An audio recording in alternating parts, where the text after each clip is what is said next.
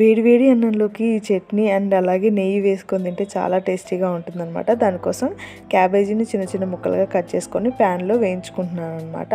ఇది వేగిన తర్వాత పక్కన పెట్టేసుకొని వేరే ప్యాన్లో పల్లీలు అండ్ నువ్వులు అనేవి వేయించుకుంటున్నాను.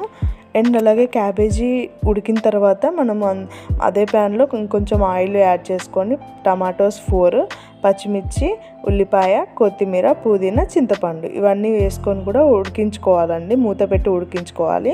ఈలోపు మధ్యలో కొంచెం జీలకర్ర అండ్ అలాగే పసుపు కూడా యాడ్ చేసుకోవాలన్నమాట దీంట్లో. ఇది అంతా ఉడికిన తర్వాత మొత్తం చల్లారనివ్వాలి.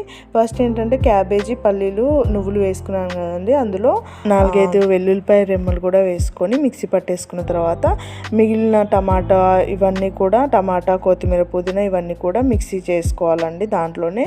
అండ్ సాల్ట్ కూడా యాడ్ చేసుకొని సాల్ట్ సరిపోయిందా లేదా చూసుకొని పోపు వేసేసుకోవడమే. చాలా టేస్టీగా ఉంటుందన్నమాట.